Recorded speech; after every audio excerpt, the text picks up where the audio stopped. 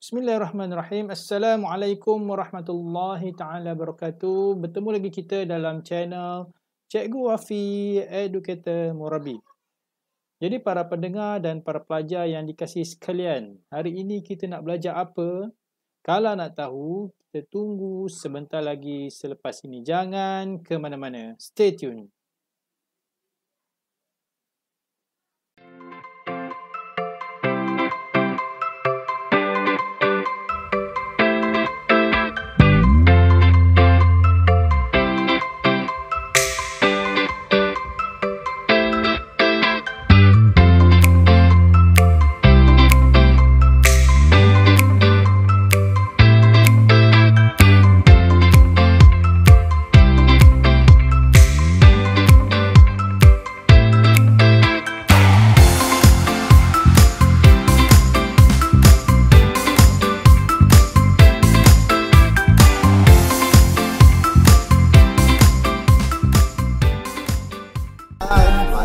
Tahukah anda, membina kemakmuran negara adalah memerlukan kepada strategi membina kesejahteraan dan juga kesepakatan masyarakat yang tinggal dalam sesebuah negara. Dalam bab ini, kita akan membincangkan pembinaan kemakmuran negara berdasarkan strategi-strategi dasar yang melibatkan sosial maupun ekonomi.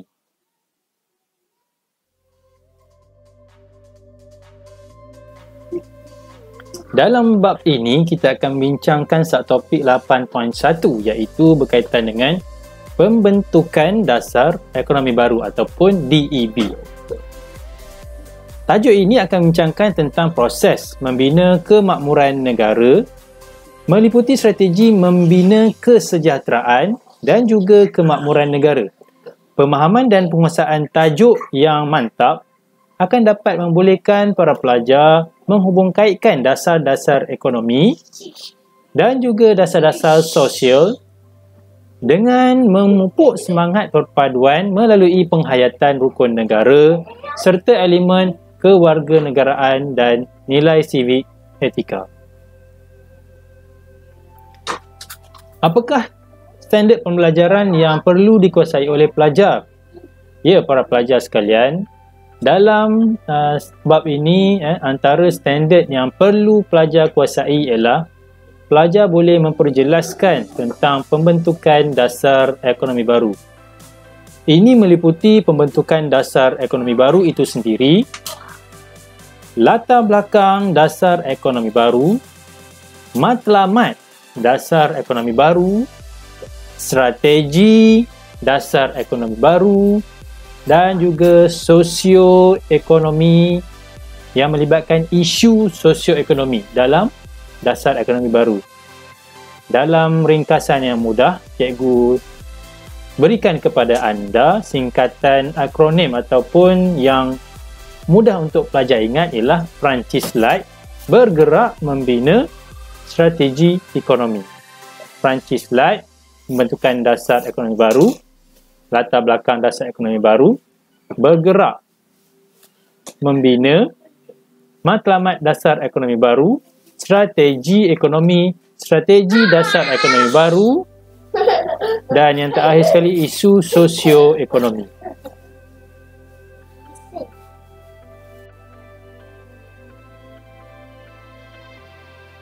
Pembentukan dasar ekonomi baru ataupun kita panggil DEB ya para pelajar. Untuk pengetahuan semua, dasar ekonomi baru yang pernah dilaksanakan ini mengambil masa dalam tempoh 20 tahun. 20 tahun iaitu bermula pada tahun 1970 sehinggalah tahun 1990. Dan dasar ekonomi baru ini dilaksanakan dalam rancangan pembangunan ekonomi dan juga perpaduan negara. DEB dilancarkan melalui rangka rancangan jangka panjang pertama ataupun dikenali sebagai RRJP1 yang merangkumi 4 rancangan pembangunan 5 tahun Malaysia. Dasar yang dilaksanakan ini adalah bertujuan memulihkan ketidakseimbangan sosioekonomi yang wujud antara kaum, antara wilayah, antara kawasan dan juga wilayah yang sama. Seterusnya, mari kita lihat pula bagaimana latar belakang dasar ekonomi baru ini diwujudkan. Pernahkah anda mendengar istilah MAPEN ataupun Majlis Perundingan Negara? Untuk pengetahuan semua, Majlis Perundingan Negara ataupun MAPEN ini ditubuhkan pada bulan Januari 1970. MAPEN dianggotai oleh pelbagai lapisan masyarakat. Dan MAPEN ini ditubuhkan bagi mengadakan satu garis panduan bagi kerjasama antara kaum dan juga integrasi nasional dalam membentuk identiti kebangsaan dalam kalangan rakyat Malaysia.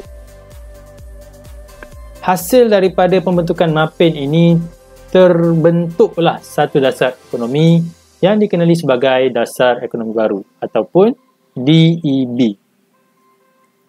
Beberapa pakar ekonomi dari dalam dan luar negara diamanahkan untuk merancang dan merangka dasar berkenaan. Antara pakar-pakar yang ada dalam pembentukan dasar ekonomi baru itu ialah yang pertama adalah Dr. Rais daripada Malaysia, Dr. Just Phelan daripada Norway dan Dr. Jack R. Parkinson daripada Britain.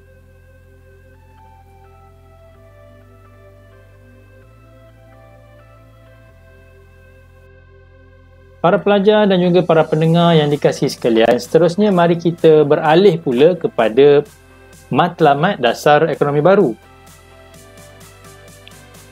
Matlamat dasar ekonomi baru adalah untuk mencapai perpaduan dan kesejahteraan kaum dengan menggunakan strategi bersifat serampang dua mata. Jadi, matlamat DEB ini tidak lain dan tidak bukan adalah untuk mencapai perpaduan dan kesejahteraan dalam membentuk kesepakatan dan menggunakan strategi serampang dua mata.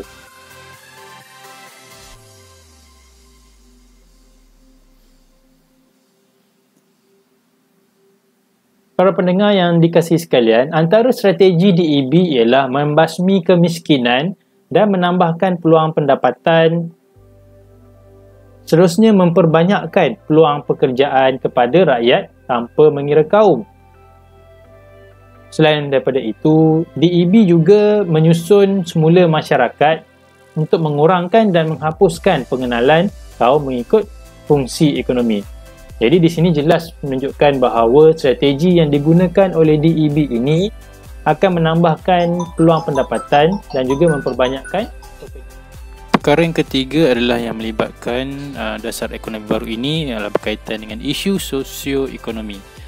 Jadi di sini kalau para pelajar lihat, terdapat beberapa isu yang melibatkan yang terhasil daripada dasar ekonomi baru ini. Yang pertama ialah isu jurang sosioekonomi antara Bumiputera dan bukan Bumiputera, jurang sosioekonomi antara pantai timur dan pantai barat, jurang sosioekonomi antara masyarakat desa dan masyarakat bandar, dan yang terakhir sekali adalah berkaitan dengan jurang sosioekonomi antara wilayah.